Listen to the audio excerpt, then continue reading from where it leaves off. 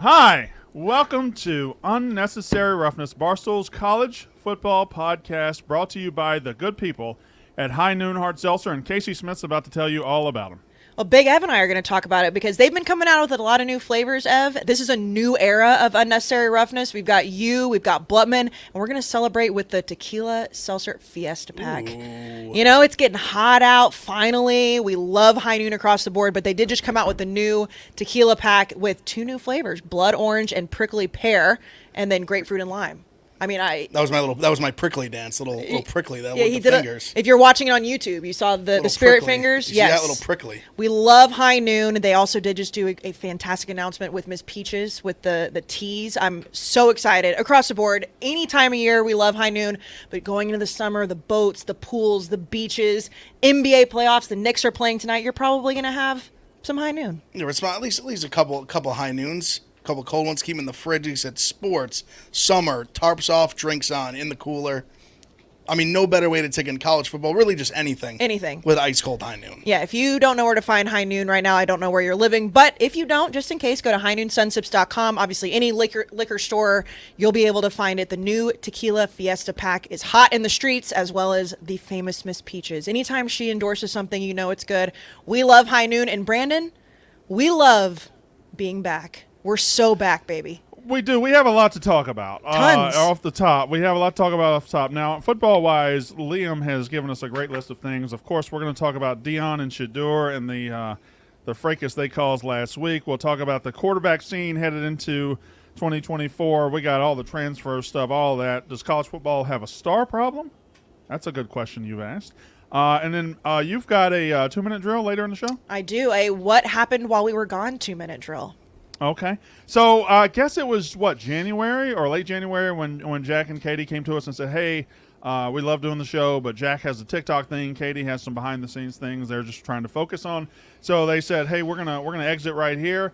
And I said, great, I'm going to exit with you. And Kayce Smith said, no, you're not. You belong with me. And I said, okay, well, I guess I can't get divorced right now.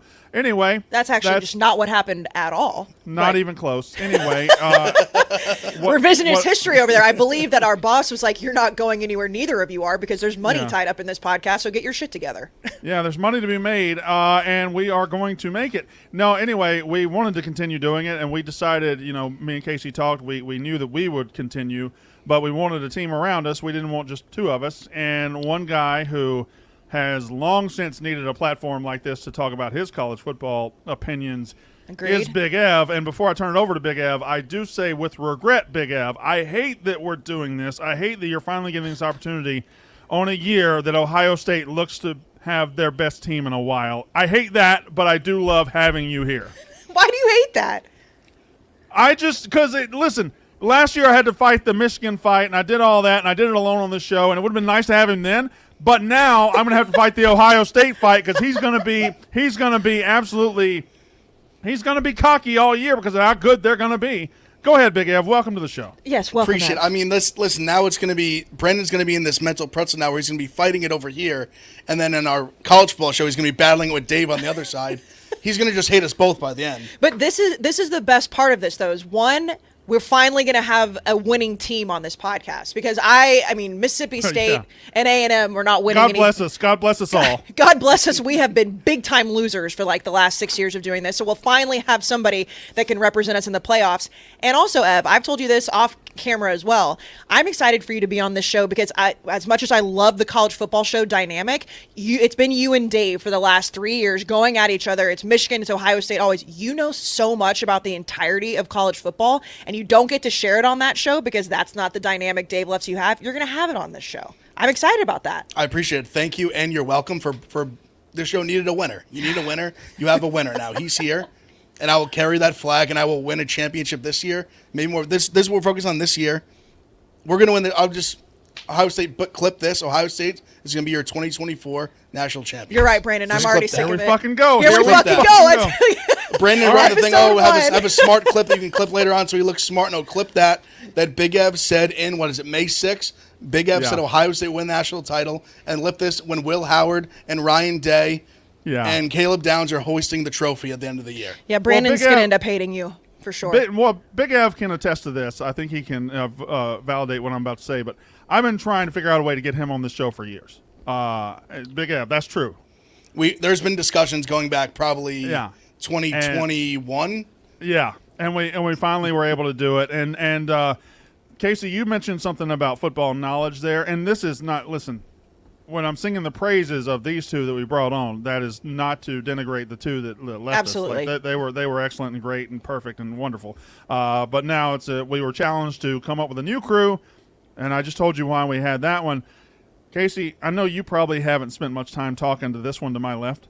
But when it comes to football knowledge, and I'm not talking about Power 5, I'm not talking about Michigan, Ohio State, I'm not talking about just that. I'm talking about from Team 1 to Team 130, this one to my left can rival anybody around. Liam Blutman is going to add to their group of 5 knowledge, to even beyond that, to everything. That's why he's on the fucking show. Hello, Liam. Hi, Liam. Hello, everyone. I was planning on talking about an FCS team later in the show, so thank you for that. Also, my football team doesn't win either, so go Bruins. What FCS team are you planning to talk about on the show? The Jackrabbits, of course. Of course. I'm sorry. Of course, the dynasty. That was silly. The dynasty How in come we Brooklyn, didn't South lead Dakota. the show off with that, Brandon? Obviously, that's the most important topic. I'm going to go ahead and tell you right now that might be the most pubs South Dakota State has ever gotten on the show, and that's probably to our detriment. That's probably our fault. We should have given them more love. But you are going to shine a light on everybody. Mm-hmm. So he's taking over the because list, Kayce.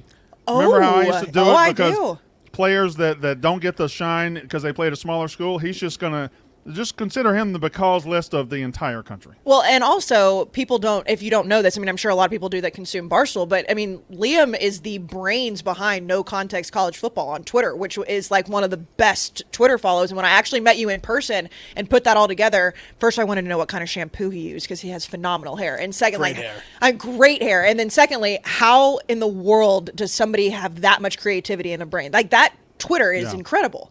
Yeah. Now he's ugly as the day is long, but he is. Thank you. He knows football. All right, we've Don't take that, everybody. Liam. Tell him to fuck off. Don't take that from him. All right, Gingers, you know. We've sucked each other's dicks enough. Let's move on. Let's get back to what we like to do on the show. Let's just talk college football. Let's do it. I think there's so much to catch up on, and we don't have to do it all in the show. We can spend the next. We're going to be once a week until mid-July, and that's where we'll go two a week. And when the season starts, we'll go 3 a week. So that's the escalation here for the next 6 weeks. You got 1 a week, probably coming out Tuesdays or Monday night, Tuesdays. Well, I don't know why you do this. You always do this. What? So you mean like 10 weeks?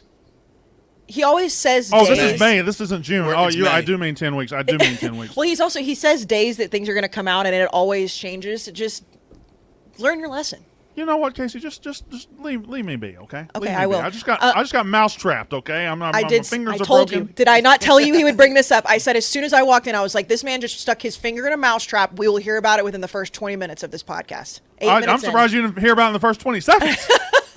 All right. And also, and to tease it a little bit, because I know we've all been talking about it, that we'll do more of these in person as well around the season. Yeah. So we will be able to all be together. Because Kayce and Big Ev fly out here to shoot the college football show, we will be able to do weekly shows together. We'll Which of course have huge. the Saturday. The plan is to have the Saturday night reaction show that we've always had via Zoom. The plan is to have the Monday night live show that we started last year, and then the Wednesday recorded show with everybody in studio. That's the plan.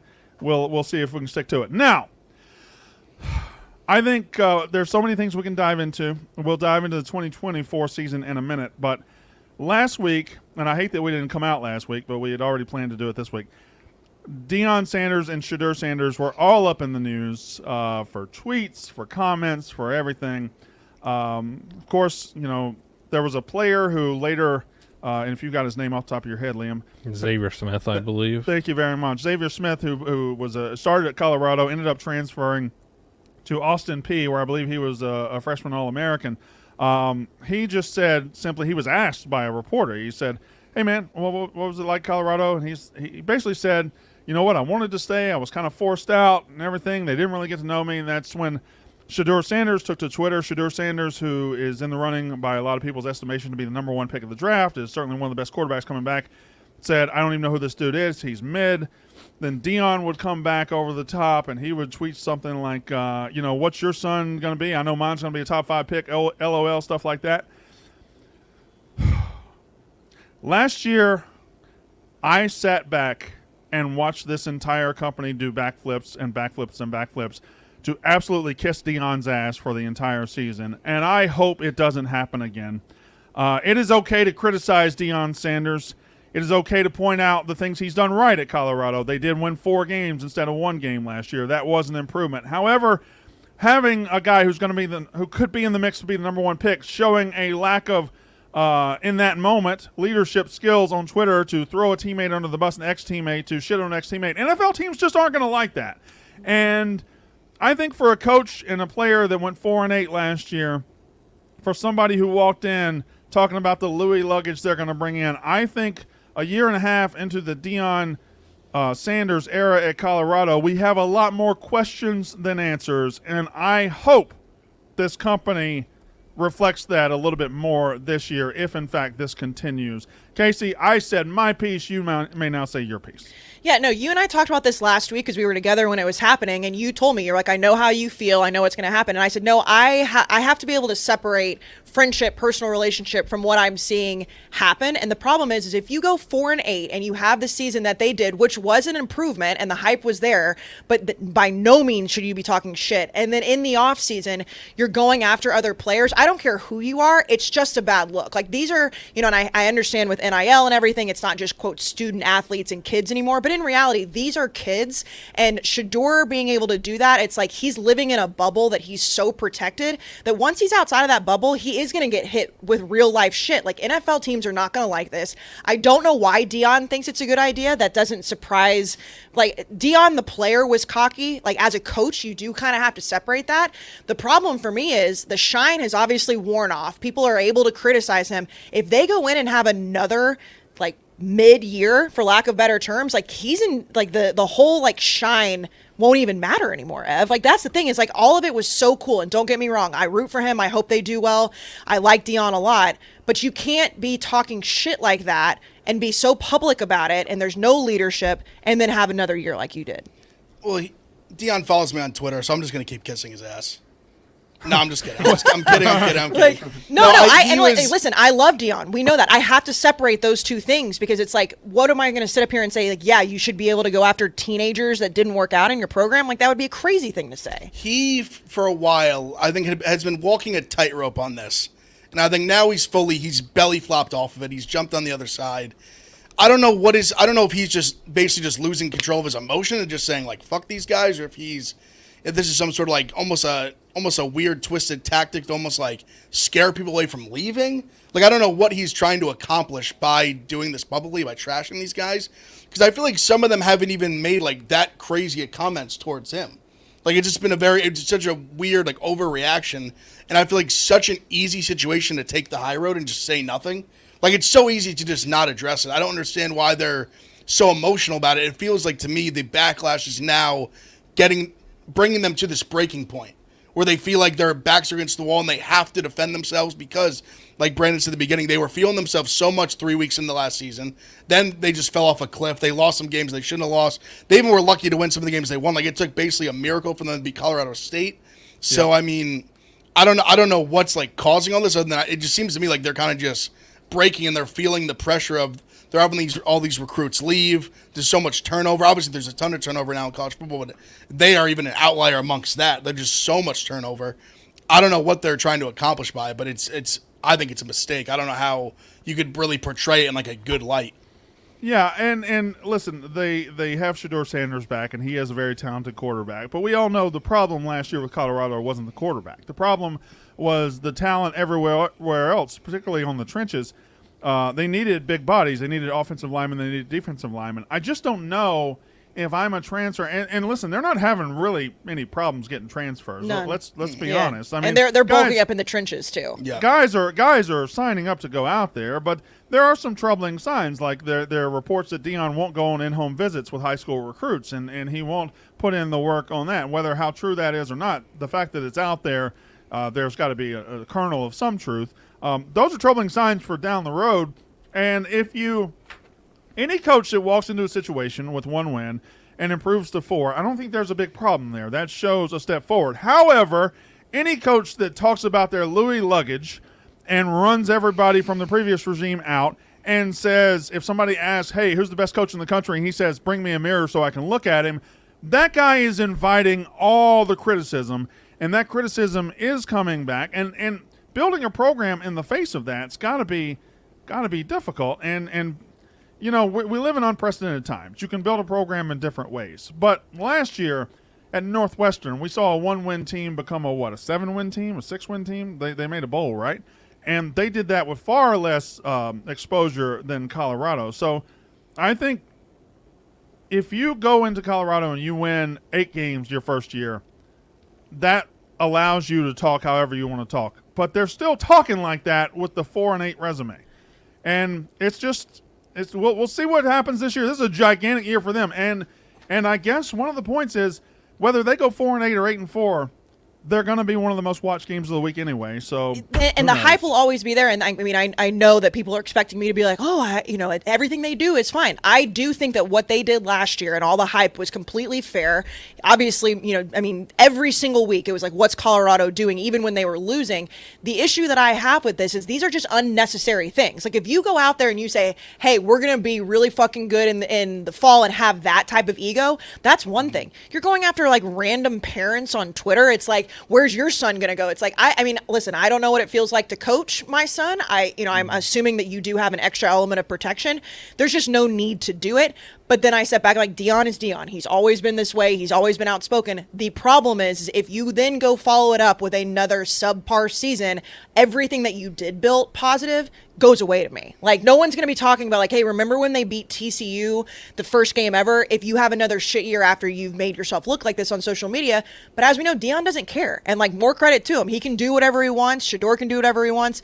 But people can talk about it, and more people are going to talk about it the more they lose. Hey, Deion, he really did like a real-life reverse version of my dad could kick your dad's ass. He did. Yeah, he did that. He did that in real life. And that to me is that bubble that I'm talking about. Like, I cannot imagine how crazy I'm going to be when my son plays sports. Like, I know that I'm going to be a batshit crazy sports mom. And then you add the top of, like, he is the best of all time at what he did. Shador is going to get drafted really high. I would be crazy. The problem is that then you have to follow it up and actually be successful at what you're talking about. And if they aren't, it's going to be a really bad look. All right. Well, that's Deion talk. Okay. Yeah. Do you have something to add? Well, I'm just glad, I think, that they are picking fights with FCS players and everything to prepare themselves for the North Dakota State season opener. That's really good. To get on that level of FCS play. Let me ask you something, because that's a tricky ass opener, man. Yeah, they're only favored by 7. That's a tricky. Like if I'm my 4-8 God. and I'm Colorado, I'm walking into the season. Now, they got the perfect season opener last year. It could not have been a more perfect season opener. They got a team who wasn't very good, who was coming off a national title game appearance. Like, they have the perfect season opener. They might have the opposite of the perfect season opener this year. Yeah, it's frightening. With a team who's, talent-wise, Colorado will probably have more, but North Dakota State does what they do, and they know what they do, and they know who they are, and they're not going to be scared of Colorado at all. And their identity, elite in the trenches, yeah. Where Colorado struggled mightily, is going to have 5 new stars, I believe, on the offensive line. So best of luck to them. Only favored by 7. It's a Thursday night game. Yeah. North Dakota State chip on their shoulders because they haven't won Natty in a while. We can start looking at State's been dominating. We can start looking at the week 1 games in the coming weeks, but that is certainly one to circle. Yeah, May, Kayce, you were may saying. I say one thing, and just to kind of put a nice little bow on this, I still do love Deion. So if you guys are going to get sick of me defending him at some point, I'm sorry, but I told you, Brandon, I would tell the truth. But I do want that out there. I still do love Deion. That's fine. You know what? I love my kids. No, that's not a good. I love my mom. No, who do I love? Who do I love? I love my wife. Sometimes she does things I don't agree with. You know? Are you? Hello? I'm not married to Deion. No, I know that. I was just waiting to see how you dug yourself out. Because at first your kids, then your mom, and then we somehow ended up on your wife. I don't know why your wife got that straight. Right. So did I. End up on her all the time. Oh, my God. Okay, so not all the time. Maybe like once every 2 weeks. Yeah? Well, I was What going to are do we an talking I was going to do an ad. Do the ad right here. I was going to do the ad just to move on from your sex life. Rocket Money. They've been a partner of ours for a long time. We love it. I was using Rocket Money long before they came on board with the podcast because Ev, I don't know how you are with subscriptions, but like I will sign up for anything on my, and it's so easy on my TV, my phone, my computer. You just click that button and then I just forget.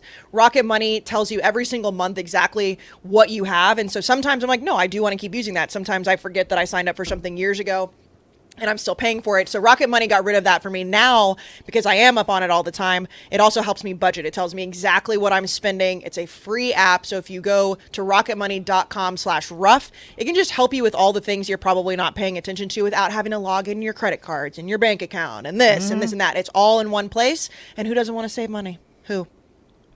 I would No, like to save money. I certainly would love to save money. Rocket Money helps you do that. Boom. I mean, we said this when they first started sponsoring the podcast that like I was not kidding. I went on and realized how many different subscriptions that I've just signed up for, and it is crazy how much that money adds up. So Rocket Money can help you with that, and why not? What? I was about to show you the Rocket Money app, but it wanted me to sign in. I have the Rocket Money app right there. And you just saw how much I spent this month. I'll get a notification sometimes from them, and it's like, hey, you've spent X percentage more this month than last month. I'm like, damn, they're really on top of it. They keep me on my shit. But Relax, Rocket Money. Oh, every time I see a notification pop up, I'm like, I know this is not going to be good news, but at least it's telling me. And it helps too because it doesn't make you like do all the math. It's like, this is how much is on your credit card. This is how much, your house, your cars, whatever, and this is how much money you actually have. I feel like that's an important thing to know. I mean, it's huge for when Brandon, when he double subscribes to his favorite OnlyFans model. Right? Yes. Hey, Brandon, you're double paying. You only need to pay for it once. It's only May 6th. We all love right, Rocket so- Money. Yep. Is that right? Good Lord. Okay. No. Anyway, let's move on. Brandon just So- got smacked in the face by how much money he spent in the last 6 days. Correct. So let's talk about the quarterback scene headed into 2024. You know what? Let's not do that. Let's reverse that. You wrote on here, is there a lack of star power in college football in 2024? And I think that dovetails very neatly with the quarterback conversation. So explain to me what you mean by the question, is there a lack of star power? Because I feel like we're in this kind of changing of the guard in college football right now. I think we're exactly in the changing of the Yeah, guard. exactly. So I think that there is star power and there's plenty of it. Just people aren't aware of who's going to be a star, etc. So they haven't been seeking it out. Right. I don't think we know who the biggest star player in college football will be in 2024. We knew going into last year, Caleb Williams was a defending Heisman winner, and he was going to be the number one pick of the draft. We knew that. Now, that number one pick of the draft probably got closer than we would have thought, but he ended up being that. This year, we don't know who's going to be the number one pick of the draft. We don't know who the star quarterbacks are going to. I think if you look at the quarterbacks in this country, I've got 3 categories of quarterbacks, and I want to see if y'all agree, disagree. And I also have an Ohio State problem in this quarterback situation too, Big Ev, that we're going to talk about. You have your returning stars, okay? You have Quinn Ewers at Texas. You have Jackson Dart at Ole Miss. You have Carson Beck at Georgia. You have Shedeur Sanders at Colorado. And you have Jalen Milroe at Alabama. Those are returning star quarterbacks. There are more, but that's the 5 to give you a sample. Anybody disagree with this? No, those are the exact 5 I would have named. Yeah, for sure. I would have probably put Noah Fafita in the 5. Noah Fafita, who would you have taken out of the 5? Probably Milroe. Jalen Milroe? Fine. Noah Fafita, I would agree Arizona. with that in terms of pure player. But star power, I would say Jalen Milroe above, is, but yeah. Fafita I think is a better quarterback. Jalen Milroe also just has every time he stepped out on the field last year, we were paying attention which version are we going to get of him, just from a standpoint of a storyline. He's a bigger storyline. Also, I have this weird thing with him too. I was at that Texas Bama game, and he was so bad in that game. I think that's it almost has hindered me. It's permanently stuck in my head that he stinks, but he doesn't stink. But he does, and Kalen DeBoer is known for being great with quarterbacks. So I'm interested to see that, but we can talk about that down the line. But I would agree with those as star power names for sure. So those are your 5 of the returning stars. Those are in the mix. But then you got the transfer saviors at quarterback. The guys who are coming in, who are big things are expected of them, and maybe they step into a new role and become the star of 2024. I'm talking guys like Cam Ward in Miami, Dylan Gabriel at Oregon, Riley Leonard at Notre Dame, maybe a second life for Tyler Van Dyke at Wisconsin, Aiden Childs at Michigan State. And I even wrote this one, it probably isn't star power-wise as high as the others, but I am just fascinated by Daquan Finn, who transferred to Baylor. Those are the transfer saviors. No, you're not wrong, Big Ev. I did not mention one of them.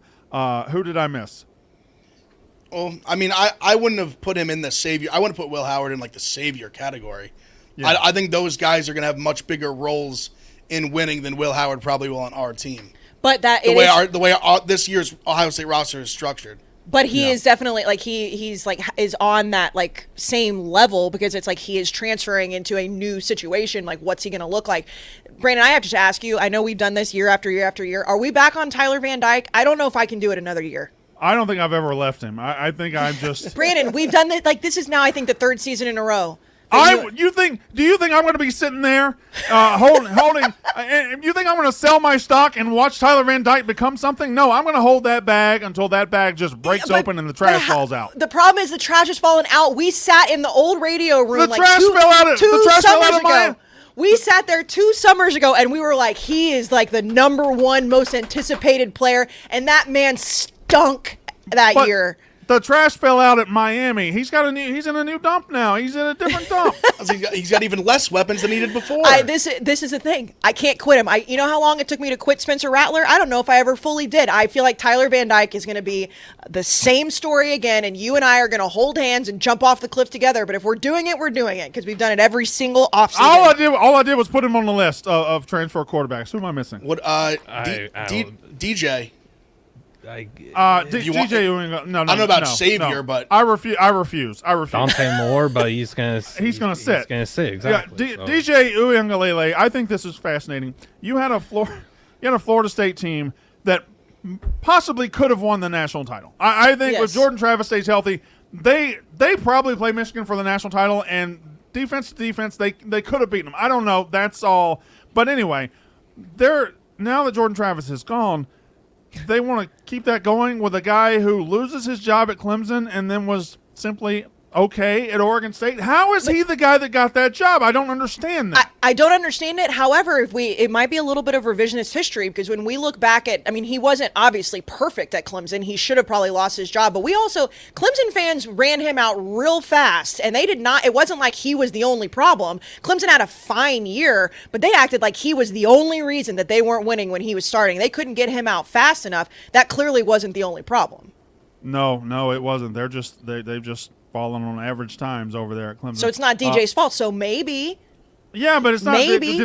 Did Oregon State become some rolling ball of chainsaws when he joined up? No, but the Pac-12 was so stacked last year. But yeah, even that the offense Oregon State ran. They had a great offensive line, great running backs. They pounded the rock, and he still was okay in the passing game.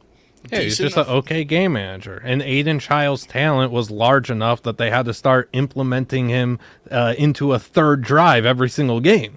The scripted Aiden Childs drive because he was that good. Yeah. Did I miss anybody on the transfers? DJ's one of those guys that I want to see succeed. I don't know why. Like, I don't know why I feel bad for the way they ran him out of Clemson, I feel like.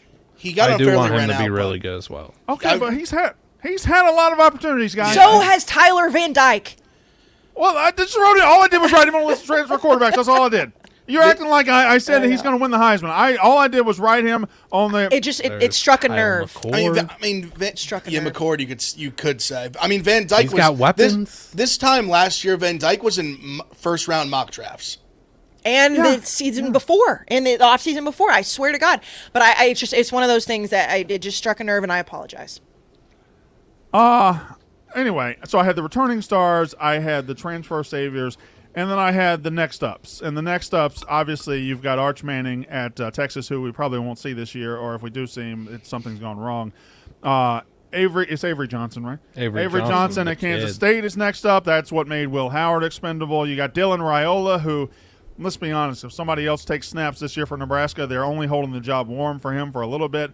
And then you got Nico at Tennessee. Those are the next ups that I wrote down. Obviously, there are other next ups around this country, but those are the three. I think the breakout or the biggest star of the 2024 season is in this group, but I don't know who it is. Okay. What about Jaden Rashada? I mean, I know Carson Beck's the guy, but I mean, Yeah, but no. I think he's going to be turned into a transfer zombie. That's what I think about You do? Jaden Rashada. I think there's so many, and who's the main one? The one that went from USC to West Virginia to JT Daniels. JT Daniels, transfer zombie. Like every single year, you're like, God damn, he was a 5-star, and now he gets a fresh start. Well, how many fresh starts does a good 5-star really need? Yeah. Not that fucking many. He's at Rice. Which is crazy. It's like, speaking of USC, I think you should have listed their quarterback as next up, Miller Moss. Miller Moss, yes, I should. He was so good. I've game been was on awesome. Miller Moss for a long while. Well, how long have you been on Miller Moss? I've been on Miller Moss for a minute. A minute. Way before the Holiday Bowl, they tore it up and Okay. threw 6 touchdowns. When did you get on Miller Moss? When my uncle told me that he's like friends with Who Miller is- Moss's dad. Who is this uncle? Uncle Jack. Uncle Jack. Does Yeah, Uncle Jack make gambling picks? Because I feel like if he was No, on he Miller doesn't know Moss- anything. He doesn't know anything So about Uncle sports. Jack told young Liam, hey, next up is Miller Moss. Yeah, like 2 years ago, he told me, "Do you know anything about Miller Moss?" Whatever. I looked into it. I was like, "All right, kid's got an arm." 2 years And ago. Also- maybe- kept like watching like some of the spring game stuff. He was really good in the spring game, even when Caleb was dominating it. Also, he's got Miller Moss as a star power name. He It does. is. That's a Well, and the- big-time college quarterback name. Miller His ball Moss. placement's big impeccable time. as well. Like And- he's just a really good player. And if he does have like an incredible season, we're all going to look back and talk about that Holiday Bowl forever. I mean, he was anything like everything we were talking about. But to know for 2 years, that's crazy. I don't know what's happening. Let me just go. what- Uncle Jack, Brandon. Who's Uncle Jack told him. Is this the only time we're going to hear about Uncle Jack? on the show? Absolutely not.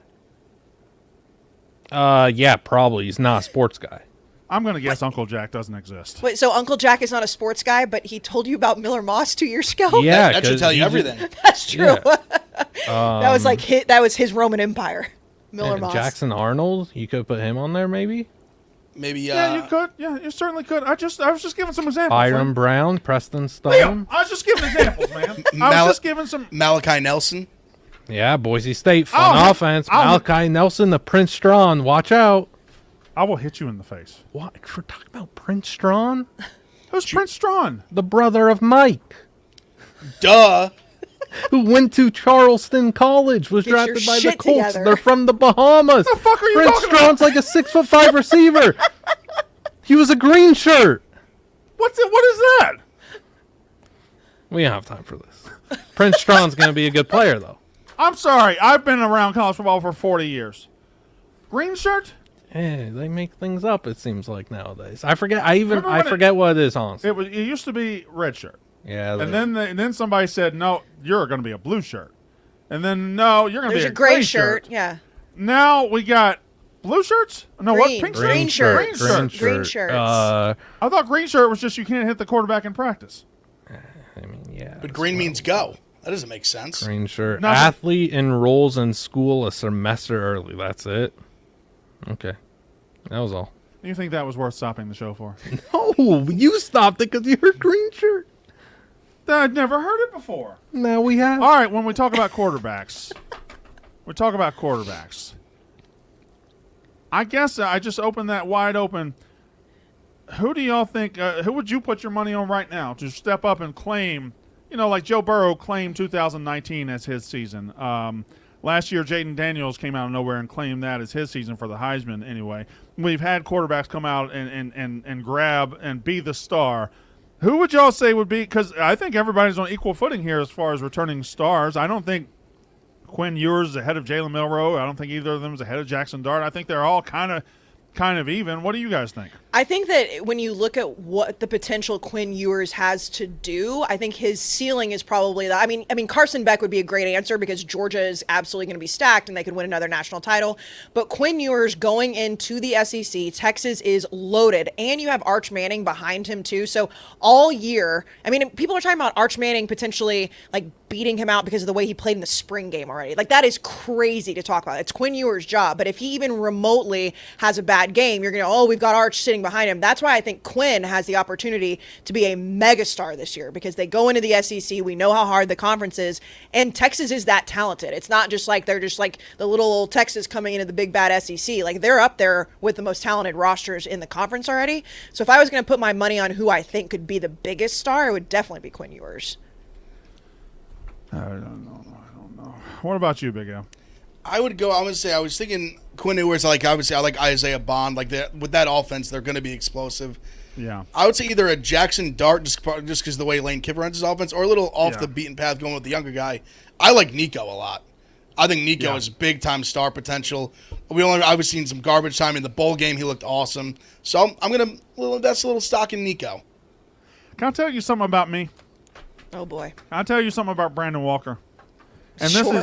this is to my detriment. And Kayce knows this once I explain it. I think I fall in love with Miami's quarterback every single year. Back to what I was saying earlier. I think And my point was well taken. That's scary. Miami tricks me every year. Every year I will sit on this See? show in the summer and be like, God damn, Miami. Y'all see what Miami's doing? And every year I'll watch them in September. They'll come out and they'll beat Northwest Louisiana State by 3, and I'll be like, well, goddamn, they're not any good. But Cam Ward's fascinating to me. At Miami, with the weapons that they're putting around him, every second of every day, Miami's adding a transfer. Every second. This man, when Do we you know were where your kids are right now? They're probably transferring to Miami. last Or year, away from Colorado.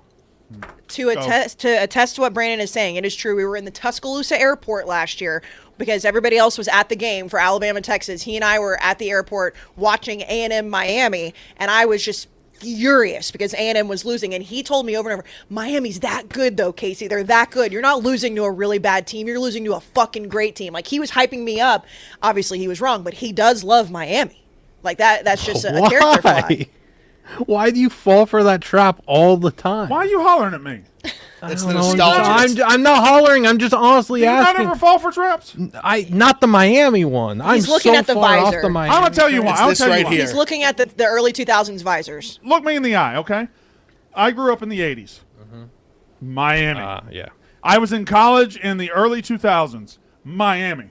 That U and that uniform will always trick me. Always. And that's my flaw. That's my fatal flaw as a human. I care too much. Sometimes I volunteer too much. And I fall for Miami too much. Is that so wrong? No, So I you're- think that's completely fair. So are you putting Cam Ward as like a Heisman candidate this year? I don't know, Kayce. I'm just asking. It was a legitimate question. I don't know. I do think, and I fear that Jackson Dart might be the guy that steps up. I mean, 'Cause Ole Miss has so much potential. potential, yeah. And I'm not talking about a team, but he's in his third year with Lane Kiffin, and that's a big deal. Like, Kiffin is probably the best quarterback guy we got, probably maybe the best offensive guy we got, and the fact that he's in his third year with him, this time last year we thought, did he bring in Spencer Sanders to start over Jackson Dart? That was wild. And then he goes out and he has a huge year, and he's going to be better this year. I don't know how good his receivers will be as far as compared to last year. They'll probably be pretty goddamn good because Lane Kiffin knows how to do that too. But I fear it's going to be him. But they are one of those teams. Oh, also, can I throw Brady Cook in that returning star? I think he's yes. right That's at a the good back one. of that too. Can I Maybe throw Garrett Green? How about Haynes King? I just had PTSD.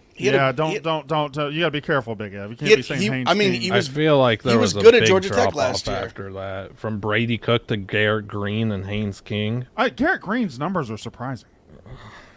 If Haynes King had a Don't very get good tricked. season. Okay.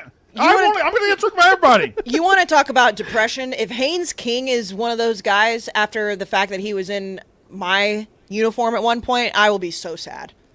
That's tough. It'd be so tough. Oh, Brandon, but Ole to Miss answer though your has receivers. Huh? Ole Miss has receivers. Blubman, who's Trey that Harris, receiver? Who's Antoine Wells? yes, Harris. fine. That dude's a walking highlight reel. Brandon, Yeah, Harris is good, but He's Wells hasn't been unbelievable. able to stay healthy. If Antoine's healthy, though, Yeah. look out for Can we Juice. call him Juice? We could call him Juice. Why aren't we calling him Antoine? I don't know. His name's Juice Wells. He goes by Juice Wells. Antoine Wells Jr., Juice Wells. We could call them both. Mm-hmm. They also have Juice the dog, so it could get confusing. We now. love Juice. We love Juice. No, we don't. Sorry. We really I want don't. Juice and Miss Peaches All right. to get together. Brandon, to answer your question on the star power, I know we've talked a little bit about him, but I mean, Jalen Milroe, for all his flaws that he had, he finished the year great, and he had some bad games, but him and Kalen DeBoer is a very, very interesting duo to me. Like, what Kalen DeBoer has been able to do with quarterbacks throughout his career, and then you get a guy that obviously has all that talent that Jalen Milroe has, they could be terrifying. I disagree. Really? Yeah, I think Saban covered up a lot of problems with that team. I think the professionalism and just the skill of being the best coach of all time. And I think Kalen DeBoer has been great in his career so far, and he probably deserved the Alabama job. But I think that is a program that when they lose one game, 2 games, the world is going to collapse around them. That fan base is going to freak out. They're not going to know how to handle it. And Kalen DeBoer, it probably will be out of Alabama in 3 years. And I don't know that Jalen Milroe is the guy to bridge this gap for them. That's all. I think they had a perfect situation last year, and while, yeah, he's been pretty good. Do you think Jalen Milroe is as talented as Michael Penix? I don't think I do. Not even close. No. I mean, look at DeBoer's last 2 quarterbacks. I believe, if I'm not mistaken, it's Michael Penix and Jake Haener. Is that correct? Yeah. That's 2 damn good quarterbacks. I don't think Milroe's. Yeah. I mean, I do think. You won't find a bigger Jake Haener guy than this guy right here. That game, they need to make a movie about his game against UCLA. I'm sorry, Bluntman. I know that must. No, it's okay. It's okay. I'm also a big Jake Haener guy. That man was out there with respect. a busted hip, scoring touchdown after touchdown after touchdown. It was glorious. I don't think Jalen Milroe's as good as them, but I don't think that he's by any like. If you would have asked me this last year in like week 2, week 3 when they benched him, obviously not. But I mean, he proved me wrong. Like I was talking shit about him, like he's not even like the 4th best quarterback on the field when they played Ole Miss. He has that ability. It's that mid-range game that's not very good. If Kalen DeBoer can just, continue the momentum that he had last year, I don't see a big gigantic fall off with him. Brandon, I want to make. Are you stick in the mud? He's line in the sand that DeBoer is not going to work at Bama. He will not work at Alabama. And it will not be his fault. It will not be his fault. He is a good coach. It will not be his fault. That fan base will not be able to handle the post-Saban era. They just won't. Alabama is not one of the top 3 or 4 national title contenders this year. In no way, shape, or form is that fan base ready to accept that. They might say the right words right now, but those hillbillies are going to fucking fall apart when they lose their second game of the season. They're going to fall a fucking apart. And it's what? I'm sorry. No, I was going to say it's funny. Even around the office, like Travi and some of these guys, they're all saying, "Oh, like if we go 9-3, will we find?" I'm like, "No, you won't. No, they will not. No, you won't. They will not. When They're you have 3 lying. losses, you will not be all right." I mean, They're we got an lying. Alabama fan in the room right now. Will you fall apart at 9-3? Yes.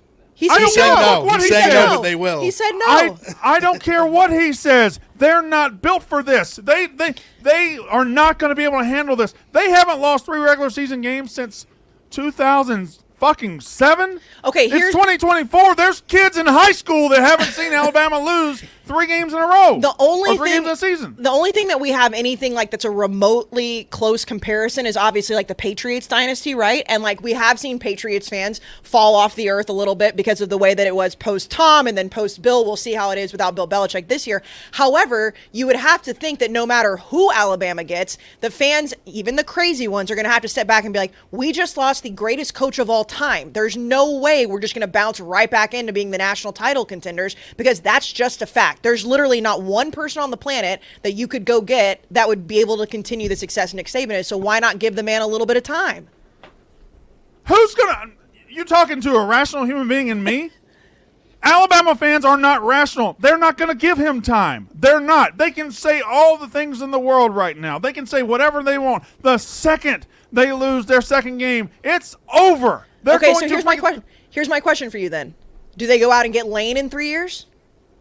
No, because I don't think that if they wanted Lane, they'd got Lane this year. I think if somebody in that building is anti-Lane, I believe, I think they should have hired him this year. I think he would have been a much better hire than Kalen DeBoer as far as handling what Alabama is going to want to do because he has ties to Saban.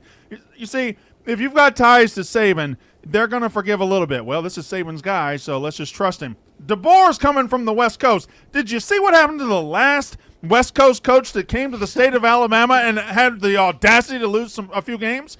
They made up a lie about him cheating with a fucking staffer. And that's Auburn. That's Auburn. They're way smarter than Alabama fans. Oh, Brian Harsin. It just when you look back like in the history books of that season, just the fact that they just made up an affair is so crazy. Like just absolutely diabolical type shit to do that. It's more funny that they acted like an affair would be like an actual reason to fire him. Like you think they give a fuck if Saban or somebody was fucking somebody else? And then you know what they did after that? You're not going to believe this one, Big F. You're not going to believe this. They made up the affair to fire him. You know who they went out and hired? They went out and got the dirtiest, most affair-havingest motherfucker in the world. And if you think Auburn did that, what the hell do you think those brain surgeons in Alabama are going to do when they lose 3 games? God damn, I missed this show. All right. Wow. Wow. That felt good to get off your chest, College didn't it? football special. God, it's so good. And it's so far away still. It's like 16 Saturdays. Yeah. The NCAA football game will be coming out very, very soon. And they have announced that they're going to have multiple cover athletes. Now, is this for each conference or each region of the country? Do you know? So Matt Brown from Extra Point said each major conference. So 4 major So that's conferences. 4 now. Yeah. So we have 4 major conferences, the SEC, the ACC, the Big Ten, and the Big 12. So did everybody bring their guess as their prediction as far as the cover athletes for each conference? Because I've got mine. Let's start with the best conference in all of the land, the Big 12. No, the SEC. Let's start with the SEC. I think it's going to be Jalen Milroe. Mm-hmm. I think it's I thought Carson Beck, maybe Jackson Dart, but ultimately Alabama's the biggest brand. They do have a star quarterback coming back. I think Milroe gets the nod as far as the SEC. What do you think, Kayce? I think Jalen Milroe. Carson Beck seems like it would be like a safe answer, but Jalen Milroe would go back to the star power. He does have that pop. He just like the Alabama jerseys post Saban era. I can't see why they wouldn't put him on it. Yeah, Big Ev. You know, it has to be one of the two of them. I would have said Milroe first without question. If you're talking about a cover athlete, a pure star power, yes, it's Jalen Milroe for sure. And again, just the Alabama helmets and jersey alone, it like speaks for itself. Do y'all think there's any chance there's a non-quarterback in the SEC? Like, yeah, I would have felt going into last year, Harold Perkins would be in a good spot, but that defensive coordinator just ruined him last year. Maybe he'll be better this year at LSU, but I don't really see another guy. Do you have somebody? Yeah, I didn't go quarterback because they said that they're only going to do one position. So for the SEC, I used Luther Burden as my SEC representation. Luther Burden, wide receiver from Mizzou. Everyone loves Luther Burden. He's electric, good personality, really good for a game. Brandon was a big Missouri guy. He's going to be like a top 5-7 pick. You think it's going receiver across the board? Well, for my SEC pick, I went. No, I'm saying like doing a different position per conference. Doing a different position per conference. Okay, so it's not going to be quarterbacks across the board. Yes. Okay, that's how I interpreted it. Yes. Okay. In the ACC, I feel this was the toughest one. Very difficult. This is the toughest one because Clemson's just not up right now, and if they put Cade Klubnik on it, I don't think anybody should buy it. You know, you've got the good quarterback at Virginia Tech. You got some players out there. I think it's gonna be Cade Klubnik. I do. I think it's Cam Ward at Miami. Oh my God! See, this man cannot quit Miami. I think it's Cam Ward at Miami. Can I tell you that if Tyler Van Dyke was still at Miami, I would absolutely agree with you. But I don't think that they're going to put Cam Ward as a transfer for Miami on the front of a video game. Yeah, I don't know if they could just throw a transfer on there. Yeah, I don't wearing think the black jersey in practice and like they're gonna have a photo shoot where they can it just doesn't hit the same. It doesn't hit the same brand. It doesn't. I know that you think that Cade Klubnik is kind of like a boring one potentially because he's not like lived up to the hype. But it goes back to he is the quarterback at Clemson. We know that Clemson is still Clemson. They've still got Dabo, and he is the quarterback. I feel like that's an easy answer too. And maybe they do go non-quarterback in the ACC, but of all the names in that conference, isn't he the biggest star power at quarterback?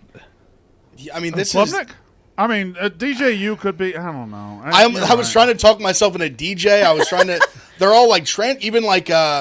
See, they would go Cam Ward over Damian Martinez. I would think if they were going to do something like that. Yeah. I mean, I think one of the best football players in the ACC play his school just changed conferences. Jay and not at Cal. Like, Cal is not an ACC program at all. So you can't do it. So you can't do it. That's why I went with Patrick Payton from Florida State, edge rusher. I interpreted this so differently. Okay. Fine. Do you think Patrick Payton's selling video games? You never know. He could. He's a menace. He's such a good player. Okay. All right. Just chill out. It's crazy. DJ might be the biggest like household name out of all those. I think he'd be the most well known. Yeah. All right. Now I thought the Big Ten was hard too. It is. I did go the transfer route here, and this Miller might Boss? be crazy. No, I didn't think of that. I went Quinshawn Judkins. That's not a bad one. That's is not that a bad crazy? one. No, I mean it's off the beaten path, but it's not crazy. What about you, Big Ev? I was thinking. I think there's a few different ways with Ohio State. I mean, I guess you could go Travion Henderson. You could go Emeka Agbuka. I guess you could go as well. I mean, I think those are the guys. If you're talking about like that would sell video games, I guess.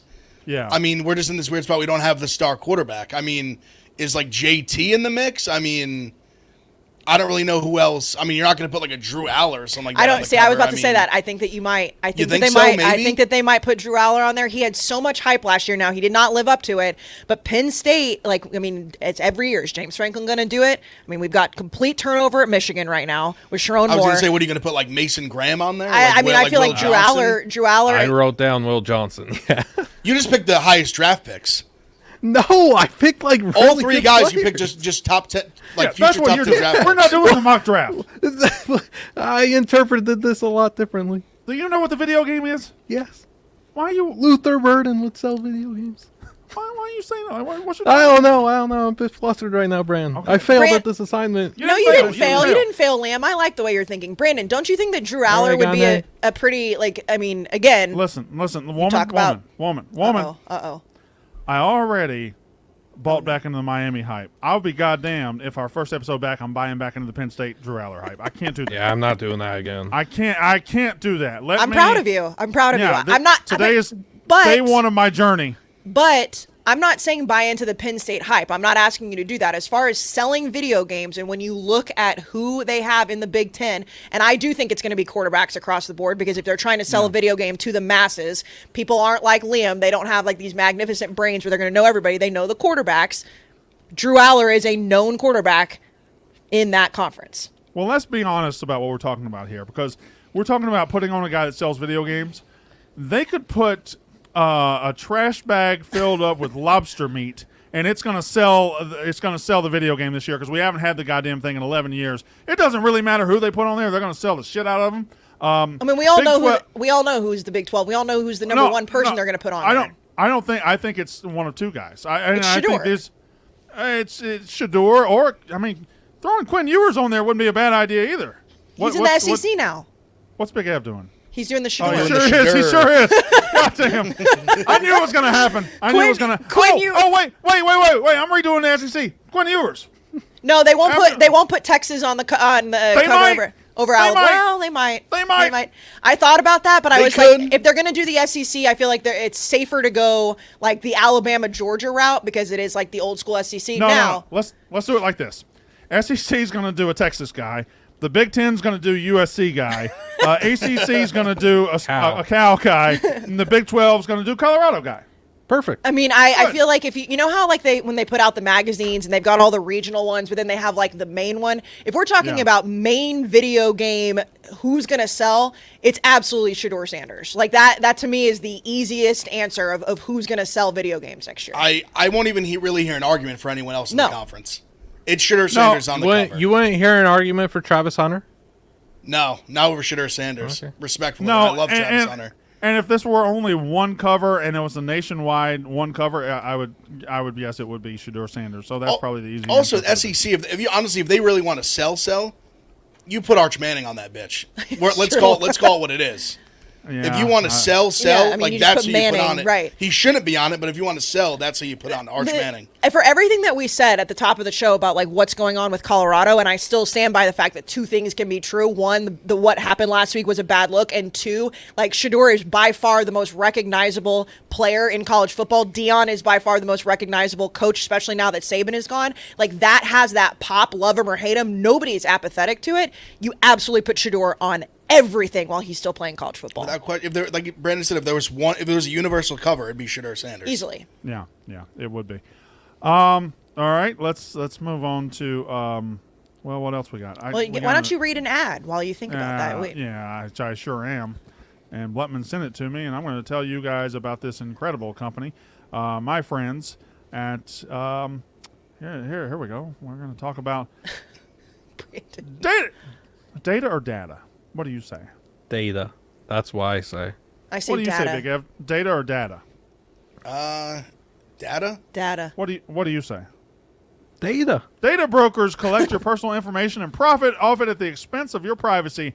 Let Incogni help you take back control of your data, reduce spam, and prevent scam attacks by opting you out of their databases automatically. Cybercriminals need details like your name, your date of birth, and your social security number to steal your identity. Most data brokers collect many, if not all, of these data points. I see. I've said it both ways. That's okay. Caters to everyone. Good point, Liam. Is it? Yes. These criminals are after. It would take the average person 304 hours to manually complete all the individual data removal requests needed to secure their privacy. Incogni does this all for you automatically. Incogni doesn't only remove your data from certain kinds of data brokers, risk mitigation, recruitment, people search sites, financial information, and marketing data brokers. Incogni removes your personal information from every single one of them. Here's what I want you to do, and you know this is a good service because we're all at risk here. We're all Every at risk single with this second. Shit. I don't know if it's ever happened to you. It's happened to me before. It's happened to me, and it's awful. It is awful. Anyway, use code ROUGH at the link below. Well, I'll tell you what the link is in just a second. To get an exclusive 60% off an annual Incogni plan. Again, that's use code ROUGH to get an exclusive 60% off an annual Incogni plan at incogni.com/rough. Incogni.com/rough. INCOGNI.com/rough. All right. So we had the quarterbacks. Oh, I had one thing to talk about Ohio State, and then I will move on to Kayce's 2-minute drill. Are you ready, Big Ev? Brandon? Please. Yes, we were talking about this before we were recording. I was like, is there something specific that he wants to talk about? Because all you just put on there was talk about Ohio State. And he was like, I have no idea. I can do that. So I just had no qualms with it. Big Ev, here's my issue. Uh-oh. Okay. Ohio State has smartly used the resources available to them in the year of our Lord 2024 to build what looks to be a national championship roster. They have invested their NIL money into incoming running backs like Kenshawn Judkins. They've certainly helped keep Travion Henderson. The wide receiver room continues to be incredible. Offensive line, probably solid as usual. And that defense has brought back star after star after star. They absolutely have built a Ferrari of a roster this year. So why then, Big Ev, why, when they went to the quarterback buffet, did they go to the short stack of pancakes? Why on earth is Dylan Gabriel at Oregon? Why on earth is Cam Ward in Miami? Why is Ohio State entrusting this incredible roster to a guy who was just okay at Kansas State? Are you referring to a former Big 12 champion, Will Howard? Is that who you're If referring that's to? is that the way that we're talking about Will Howard, where we're giving him the team's championship? Is that what we're doing? I mean, he played damn well. I mean, I think he's being incredibly undervalued. Like, you are acting like he's like some schlep. Why are we treating him this way? I'm telling you right now that if Kansas State came out of last season and they had their choice of two quarterbacks, they've got the quarterback they want. They've got Avery Johnson. They're rolling with him. Ohio State took the other one. That's what I'm saying. That's fine. We also did pick up Julian Sain, although I do believe Will Howard will be the starter this year. I mean, Julian Sain's not playing this year. No, that's what I'm saying. Like, Will Howard is going to be highly likely going to be the starter this year. I'm fine with it. I mean, listen, the way he plays, like he's at least smart with the football. This team, especially with adding Chip Kelly, I think he adds an element that we didn't have with McCord, which is a problem. We needed a quarterback that can run. The system that we run is an offense that Day runs, and then obviously Chip Kelly is going to want to run. We need a quarterback with some movement. When McCord, we didn't have that. Now we have that. And Chip Kelly also with the offense, he's known as this high-flying guy, but if you know Chip Kelly, he wants to run the football a lot. We have two stud running backs. We're going to hand the ball off a ton. Our defense is elite, and that's the way we're going to play, and that's the way we should play. I know we have great receivers, but we also have so many other great pieces of the team. You didn't even mention Caleb Downs in your little soliloquy before. I mean, the defense is just loaded. Listen to this. Listen to this. Ohio State has an argument to have the best running back room in the country. In fact, I don't even think it's an argument. I think they have the best running back room in the country. Ohio State has annually an argument to have the best receiver room in the country. I'm not going to sit here and lie to you and tell you I know about the offensive line and their standing in the country this year. But defensively, as far as a full unit, they were a top 5 defense in the country last year and brought back pretty much everybody that mattered and added somebody like Caleb Downs. Best running backs, best receivers, best defense, Will Howard. That just doesn't match up to me. I don't think it needs to. I think with this team, I really don't believe it's going to need to. We just saw a team win a national title. We just saw a team win a national title without asking a lot of their quarterback. Regardless of your feelings of Mr. McCarthy, it can't be argued. Michigan really didn't ask a lot about him. Maybe Ohio State's in the same spot. Well, that was going to be my question, because obviously we talked about this a lot last season, that if Ohio State would have had somebody a little bit better than Kyle McCord, how much different that could have looked, because he just could not get it done when he needed to be. Do you really think, and I know this team is different with all the different additions you just mentioned, but do you really think Will Howard is that much better than Kyle McCord? I do. I think he's better, and I think the team will be better as a whole. But I do think he's better. I think he fits our system much better. Like I said, I think his ability to actually run the football is going to be huge for us. And I think we're gonna run a ton of read option. And like I said, we're gonna run the ball a ton. And I think that's what we're gonna lean on offensively, way more than we have in the past. You guys are so stacked. It's and Ohio crazy. State's definitely not going to turn on Will Howard at any point. Ohio State fans definitely not going to turn on Will Howard. No. Oh, please. No, I mean They turned on Kyle McCord in like week 3 last year. Yeah, and then they started 11-0. I mean, but that's 11-0. We don't hang banners for being 11-0 in Columbus. Yeah, but you gave up on him in like week 4. I would love to go 11-0. I'd like that on record. Respectfully, I'd suck a dick right? to go 11-0. I'd suck 25 dicks to go 11-0. I mean, he didn't want competition. The second that Day didn't just guarantee him the starting job, he couldn't have left faster. This is going to be a huge learning curve for us, Brandon. It really is, because we've done this now. What is this, year 6? Is this year 6, 7? I don't know. This will be year 6. Which is crazy. And we have never had, like I said off the top, we've never had somebody who can actually be cocky about their team. And we're going to have to just sit and take it. What am I going to do? Argue about, for the last 2 or 3 years, I've been arguing about Michigan and I've been right. Well, I can't do that now with Harbaugh gone and all the turnover. I don't think they're going to be awful, but I don't have the same feeling anymore. And we're just going to have to sit and listen to Buckeye Brandon's dead now. And He's even dead guy. He's dead. And even think about this with the 12-team playoff. Should it go horrible for us, we're going to be in the playoff. Yeah, it's May 6th, and the schedule's harder. But we play Oregon. Oregon's going to be very good. You say you can make the playoff, but if you go 10-2 and make the playoff, you're going to be miserable during those 2 weeks. You're going to be miserable without question. But that's what I'm saying. My miserable is you'd suck a dick for it. I'd suck a line of dicks out the door for it. To go 11-0, Brandon would. Brandon said he would kill his mother for a national championship. That's not what I said. You always get that wrong. What? What did you say? I would not say I would kill my mother What'd for you a say? national title. I said if she died for a national title, I'm not the one doing it. But so Ev could kill her for a national title. Why would Ev do that? That's the point. Ev, do you have plans to kill my mother? Well, are you putting a national title on the table? not for you guys. No, this is only for me. Oh no, fuck you. I'm not killing anyone for Mississippi State. For your national title, you have to kill your own mother. I think I'd kill anyone's mother. No, and by the way, Ev doesn't have to do that because they actually are in the mix every single year until Michigan we could just win on our own merit. Right? They don't rule it out though. If he got to they don't need murder to get there. They're just in the Kayce, mix. If it's fourth quarter in Columbus this year and they're down 10 with 9 minutes to go, and I say I can get you this game in the national title, but you got to kill somebody's mother. He's saying, "Where's the knife?" The problem is, give me the murder moms button. The problem is that Michigan won the national title last year, so they're already just down so bad anyways. Like, hey, Kayce. Yes. That's last year. We're not talking about last year anymore. That's well, last year. who's the last team that won the national title in college football? Legally, who was it? Shut Georgia? up, Brandon. The current national title contenders are the Michigan Wolverines, but we don't have to talk about that. Oh no, they're not a national title contender this year. I'll No, tell you that. I'm saying But, no. The yeah, current, like, the who holds defend- it? what Defending you're national trying to titles. say- Yes, what defending you're trying to national say is title. defending national champs. Yes, is Michigan. I think there are 3 national title contenders that stand out above all the rest this year. Does anybody want to guess who they are? Georgia, Texas, and Ohio State. Georgia, Texas, and Ohio State's the big 3. I wouldn't put them in that order. I'd probably go Georgia, Ohio State, Texas. But I think those 3 are miles above everybody else as far as national title contenders. And of course, with the 12-team playoff, I mean, they're going to have to play more games this year and prove it. So.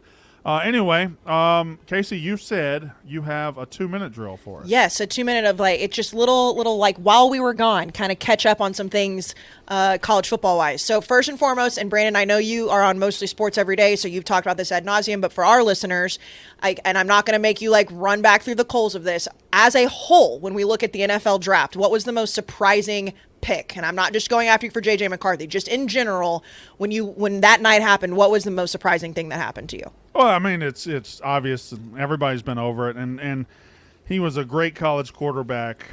And it is surprising he went top 10 because I think Michael Penix belonged in the top 10. The team that took him, the Atlanta Falcons, who just signed a quarterback for $200 million, Kirk Cousins, the fact that they were the ones that felt at that spot, number 8, I believe, was it number 8? Mm-hmm. That they felt at that spot, we have to have Michael Penix. When it made no sense for their roster, no sense for their team, no sense for their future, they said we have to get that. And, of course, I do think the Minnesota Vikings made a mistake by picking J.J. McCarthy at 11. I think that's a guy that ordinarily, if he's not coming off the national champion Michigan Wolverines, that guy's got a third-round pick at best, or third-round grade at best. But good luck with Minnesota. You've now made your bed, and maybe you'll lie in winter. Maybe not. I don't know. That's my pick. What do you guys think? Ev, what do you think? Did you, I mean, because we were watching it together, did you think that, I mean, J.J. McCarthy was, like, were you surprised he went 10th? No, I thought honestly there was a chance he was going to go higher. I think the thing with me and Brandon that will be I was in a weird spot with JJ because I thought the Giants were going to potentially draft him, which would have put me in the biggest mental pretzel I've probably ever been in my life. I'm very happy that didn't happen. But I think with Brandon us that are going to be not respectfully rooting against JJ McCarthy, I think we will know very quickly if he's good or not. Because the situation he's going into is great. It is great offensive line, stud receivers, a coach that is a quarterback guy. So I think we will know very fast if J.J. McCarthy is the goods in the NFL or if he's not. I'm a huge Penix guy. Like, I'm very in on Penix. The situation with team is weird, but I've been all in on Penix. I've been a record saying I think he ends up being a top 2 quarterback in this class in terms of his production in the NFL. So I understand that people not liking it to the Falcons, but I'm very high in Michael Penix. I don't get why. I guess I understand like the injury history and stuff, but the guy can just sling the fucking rock. Yeah, he like was just, good. That's the guy I'd want playing quarterback for me. So the biggest surprise that I had when we were all watching it was Bo Nix going 12th. I could not believe that he went in the first round. And I understand like the success that he had at the end of his college career is one thing, but like this is a guy that we were talking about at Auburn. He stunk Jekyll and Hyde. He had a fine season. To go 12th to Denver was mind-blowing to me. Yeah, what about you? It was actually, I mean, like the quarterbacks things, whatever, it happens. Jordan Morgan from Arizona going 25th to Green Bay really shocked me. I would have taken Tyler Guyan over him. I don't think I would have picked Morgan in the top 45, 50. Yeah, and the guy from UCLA, Latu going being the first defensive player out the board is outrageous. That was shocking. And that edge rusher before Dallas Turner's crazy. I want to say one more take about the quarterbacks of 2024 NFL draft. You're talking about Caleb Williams, Jaden Daniels, Drake May, J.J. McCarthy, Bo Nix, Michael Penix. Those are your 6 first-round quarterbacks. I think outside of Caleb Williams, they all have very high bust potential, every single one of them. I think Jaden Daniels, who put it together one season in his college career, could be a bust. I think Drake May, who was erratic as all get out. He's got the talent, but he was erratic, could be a bust. I think Michael Penix, based on where he got drafted and the situation could be a bust. I think J.J. McCarthy, I don't have to speak on that very much. And Bo Nix is 29 years old and has been in college for 28 years. I think he could be a bust. Yeah, that's what outside of. I mean, Yeah, and fair. I think we all very high on Caleb Williams. I love Caleb Williams. I think he's going to do great. Outside of him, though, who do you think's in the best situation? Because JJ's Yeah, I certainly think in a good JJ. I think situation. JJ is for sure. But and Drake May, I mean, granted, the Patriots are in disarray, but he's not going in after Tom Brady either. Like, he's going in now. Bill Belichick's gone. Like, I understand there's going to be pressure, Yeah. but there's pressure on the franchise as a whole. There's no talent there. There's just no talent there. There's not as much talent as like Minnesota's got talent. Even the Bears, I think the Bears who picked first have more talent than the Patriots right now. I think that Blutman, Caleb's tell him about great. Javon Baker, Blutman. Tell him about Javon Baker says there's not 10 wide receivers in the league better than him right now. The guy's right. He's the most confident dude you'll ever see. That's the kind of confidence you want in a receiver. That is Brandon. true. That's You do undeniable. want that. His confidence is All right. We started. Whoa. He makes people in wheelchairs stand up. Brandon, have you ever done that? yeah. So get your Doubt it. popcorn ready. Doubt it. My God. Next question, Kayce. Okay, so while we were gone, what is the team that you've cooled off on the most since the end of last season? Is there a team that you were high on that you're kind of like, after spring ball? That's a good question because we have so much change going on in this sport with all the conferences and all the 12-team playoff and everything. It is hard to be hyper focused on individual teams right now. I am stalling big time. Would you like me to answer so that it Yeah, gives you a second? you get it started here. Okay, so and this is not because I'm trying to like set myself up for success and or failure on our new era, but after Jim Harbaugh left and seeing Sharon Moore come in, I was like, Michigan's going to be fine. Like, they're not going to probably be like, winning a national title again, but I don't think that they're going to have a ton of fall off. I think they will be okay, and I like the coaching moves that they're making. But to lose Jim Harbaugh the way that you did, lose J.J. McCarthy, lose everything that team made that team so good, I have cooled off a little bit on thinking that they're going to be fine. Like, when I look at Alabama, I don't think Alabama is going to immediately be Nick Saban-esque, but I think that they're going to be fine. Michigan, I do feel like, is going to take a little bit more of a step back than I thought so a couple months ago. However, they just won a national title, so I don't know if fans necessarily care that much right away. But I was sure they were going to be completely fine, and I think that I'm walking that back a little bit. I'll tell you who I've cooled off on a little bit. I think Brian Kelly and LSU to me. I watched that NFL draft. I watched their Heisman Trophy winning quarterback go second. I watched their number one receiver go sixth. I watched their second receiver go, 15th? I don't know where. 24. 24th, fine, 23rd, 24th.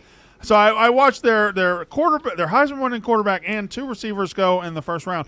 And I remember, and I just got overwhelmed with this feeling that all they had to do was put an average defense on the field last year, and they're probably a playoff team. That's how good they were offensively. And in his second year, Brian Kelly couldn't do it. And LSU fans will say, yeah, but he hired a bad defensive coordinator. It wasn't his fault. Yeah, it was his goddamn fault. He hired the defensive coordinator, Matt House, I believe, who tried to make Harold Perkins a pass cover linebacker. And they've got five-star talent across that defense, and they failed in creating a good defense last year. If they did that last year, why do I assume they're going to be a top 5, top 10 team this year? I've kind of cooled on the Brian Kelly trajectory at LSU. I think the offense, though, could be electric. You got Nussmeier, and then that receiving core is always going to be pretty good. Yeah, C.K. Mason Daniels transferred Taylor. in. Yeah, they're always going to be pretty good. But again, Aaron Anderson. what they averaged 50 points a game last year. All they had to do was be serviceable on defense, and they couldn't do it. They just couldn't do it. I know it's like the spring season hype and like spring ball. Everybody's like sunshine and roses about their team, but they have a lot of hype coming out about like DBU being back at LSU right now. How true that is, I don't know, but they're talking about how that secondary is just like absolutely ridiculous. But again, that's local media hyping up a team that they're paid to hype up. Big Ev, do you have an answer here? You kind of took mine. I was trying to brainstorm my head. I was thinking LSU for all the reasons you said. I'll go the same as you. I'll go Miami. Even though they've added all these things, I feel like they are just destined for people like Brandon to fall in love with them and then just under-deliver over and over and over again. Cam Ward to not work for I don't know why why am I drawing a blank on the coach's name right now? Help me out, please. Mario Cristobal? Cristobal. For Cristobal to not take a knee when they have the game in hand and just Yeah. do stupid shit and just mess it all up. So I'll go Miami. They'll underwhelm. So here's the Liam? thing about the portal to me. The portal should be kind of used to supplement what you already have and to fill in the holes. Like Ole Miss is using it this year. They went out and got some offensive line talent, some defensive talent. Ohio State has used it to plug up some holes. It can't be everything. It can't be every single thing. And I feel like Miami this year is saying, you know what? Weren't very good last year. Portal. That doesn't. I don't think that really works like that. So I agree with what he's saying, even though I love Miami and think they're probably winning the national title. Liam, Blutman. do you have one? I really don't have one. It's May 6th. There's still these teams are still ever changing. You can do an FCS team if you want. No, Okay. I have FCS teams I'm high on, but I don't. Okay, well then here's Not my right next now. question, Not the Liam. time. If you this was the next one. If you could buy stock right now in a team post spring ball, knowing we do have the whole summer and fall camp to change your mind, but right now on May 6th, what stock are you buying? I already have so much South Dakota State stock; it's impossible to buy more. He's been maxed out. No, unlimited I stock would- is allowed in this game. I would buy stock in 6'2" receiver Griffin Wilde, spelled Wilde. Just a menace after a catch, blazing speed. And then they've got a redshirt freshman running back that I saw ripped off a 70-yard rushing touchdown in their spring game against a really stingy defense. So you've got to look out for, what's this guy's name? Brendan Benjamin. Look out for him. He's a tank. He's a tank, Brandon. Pause. I wasn't. Okay. Big Ev, who you find stock in, buddy? I think I'd have to go with, a team that brings back a lot of talent, especially on offense. Why not Mizzou? Why can't they repeat or be better than they were last year with Brady Cook, with Luther Burden? They just should have a loaded team. Another team too. Mizzou, by the way, one of the all-time stock buys on this show by me. Yeah, no, that was an all-time one for you. No. Also, I would say too another one, Oregon. I would definitely buy stock, and I think, Brent, I would agree with your top three list. I think to me they'd be like that next team. Yeah. With Gabriel, with Stewart, like they bring back a lot of elite talent and also got in some elite transfers. I think Who's the defensive guy they just got from Michigan State? Harmon. a couple Is it days ago? Harmon? His Yeah, name is. Yeah. Like they brought in some elite transfer talent as well, so I would say Oregon as well. I would definitely. Yeah, buy stock I in. like Oregon a lot too, especially like making the change into the Big Ten, and we know like how good Dan Lanning was. He's not trying to leave, and Evan Stewart, which I know like if you follow college football, obviously you know how good he is. At losing him at A&M was awful, but like that team, and I just talked about like I don't think Bo Nix is that good. Like playing for Dan Lanning and that offense is going to be crazy, and then you go into a conference that is not known for those electric type offenses. I think Oregon could be like when you look across like all the conference realignment, Oregon to me stands out. Oregon and Texas are the two that really stand out to me that I don't think are going to have any issue going into the new conferences. You wanna see how it's done? What? Sit back and watch how it's done. Okay, Okay. you ready? If I'm buying stock in a team, to me it's a team. If you want an off the beaten path national title contender, a team who has been, they've had the talent for years. They've just needed something to put it all together. They needed a coach. They needed a leader. They needed to get rid of the last guy. And anything short of a national title this year would be bad for the school, I think. And I think that's the Texas A&M Aggies. I think that's a school that has just been dying for leadership at the top. Jimbo really didn't give it to him. I look at Connor Wegman. I look at everybody on that roster. My God, loaded. And anything short of an undefeated season will be disappointing. Are you making fun of me right now? I'm sorry, what? You asked a question. You asked a question. Yeah, I know, but I don't think that you believe what you just said. I believe what you just said. I love Mike Elko. We know this. As soon as they started talking about hiring a new coach, I was all on the Mike Elko train. You don't believe that. I don't. How can you tell me what I don't believe? Because I know you. You're making fun of me. Did you have an answer? Yeah, I said Oregon. Oh yeah, I forgot. I said and not just because Ev said it too that reminded me, but I do think that like, and I hate saying this about Texas because obviously now that we're playing them again and it's back to A&M, Texas, and all that. But like when you look at the teams across the country that I think are going to have the least amount of problems with this conference realignment, it's Oregon and it's Texas. Yeah, But and by the way, I am so high on A&M and Mike Elko, but I'm really trying to cool myself into this. Like we just restarted this podcast. This is the new era. I can't be coming out saying Homer shit on the first episode. Next question.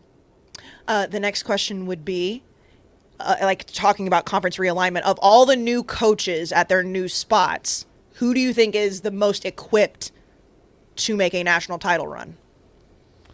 All the new coaches at their new spots, who could do it in year one? I don't think there is one. DeBoer obviously is walking into a decent situation, but again, those fans are going to be stupid. New coach, new spot. New coach, new spot. I don't. Like, if you look at See it. Michigan, you look at No, pass. Not them. Well, okay, we know that. Not Okay. Alabama. Not them. Not Alabama. Washington, Not not A&M. I mean, yes, A&M. yeah. You just said that they're gonna. I go can't undefeated. decide where my shit talk is right now. I also don't think we're going into a year with as much first year coach excitement as we had last year. It feels like we had more last year. And Well, I know we got DeBoer, Deion, but obviously, but we had Deion last year. You had Fickle at Wisconsin. You had a number of interesting jobs. Whereas this year, I just don't feel it as much. I know we're on opposite sides of this, and maybe I will chill out by August, but I cannot discredit what I think that DeBoer can do with Jalen Milroe at Alabama.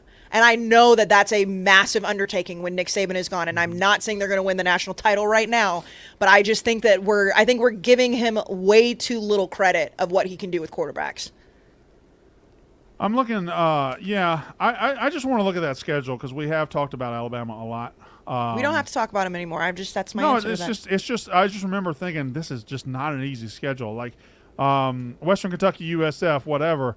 At Wisconsin that's nasty. At Wisconsin and Georgia back to back on the schedule.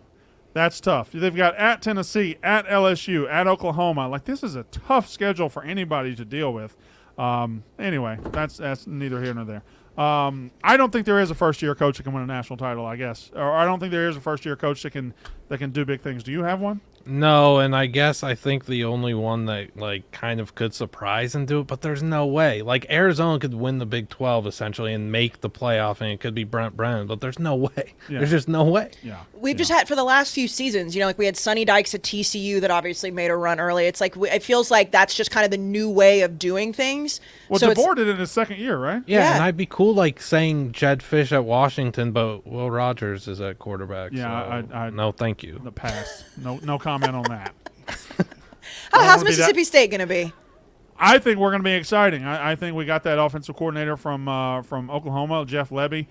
He's brought in like 5 receiver transfers. He brought in Blake Shapen from Baylor, who I think is very talented, but just ran into some injury problems. You are a major Jeff Lebby fan. It's noted. I'm a huge. Listen. I said last year Oklahoma was one of the most underrated teams in the country. They could score on anybody, and I believed it then. I believe it now. So, anywho, any more questions? Nope, that was it. Oh, that's it. Okay, well, good. That hits right where I wanted to cut it off today. 3:45. So this went well. I think it was great. Yeah, I had a Big blast. Ev? You comfortable, Love Big Ev? talking You good? ball. Oh, yeah. Big Ev, so I can't wait to talk ball with you next week, Big Ev. It's going to be awesome. It's going to be a blast. Keep an eye on Dallin Hayden at Colorado. Ooh, can I do shout-outs too? I don't think that was a shout-out, but yeah, you can. It was a little bit. Hold on. That was shout-out. Go ahead. Do a shout-out. Well, Ashton Genty is a top 2 running back in the country, so, Ashton, Big Ev knows. Big Ev knows. Boise Ashton State. Genty, top 2 running back in the country. Oh, yeah. Boise State. I would say he's the first, but I don't want to do that right now. You don't think top 2 is pretty much doing that? Top Well, two, but it not depends. two. If he's in the top 2, who would you put at number 1 if you had to? I mean, honestly, it'd be Ashton Genty number 1, Quinshon Yeah. number 2. Ashton Genty's just the best running back in the country, and if he wasn't, if he transferred to the SEC like many of us thought he was, he had big offers, he'd be talked about as the best running back in the country, but he doesn't have that backing right now at Boise State, so is what it is. Okay. He's going to be in the NFL for a long time. He's going to get paid to do it well. The look that Brandon is giving. I know. This is going to be an adventure. This is such an adventure. I love it. I love it too. And I know we've said this a ton. Like, we get way more audio downloads, and like our YouTube is doing great. So if you're listening right now, like, go subscribe, like, whatever. You miss out on so many good nuances if you're not watching on YouTube. And I have a feeling that this Brandon Liam relationship is really going to blossom on the YouTube channel. We might need. I may need to muster up a fist bump counter. I'd Yeah. like to. We might need to get that going. Check us out on Rumble as well. Rumble is something you should watch us on too. So Yes. thank you very much to everybody. Good to have the band back together. Again, we'll be recording on Mondays this summer before we go to 2 and 3 later in the year. So, all right, that's all I got. That's Unnecessary Roughness. I'm gonna teach you so much ball, little bro. Stop talking. After I say that's Unnecessary Roughness, you stop talking. Do I have a booger? I don't know. Ew. Okay. That's Unnecessary Roughness.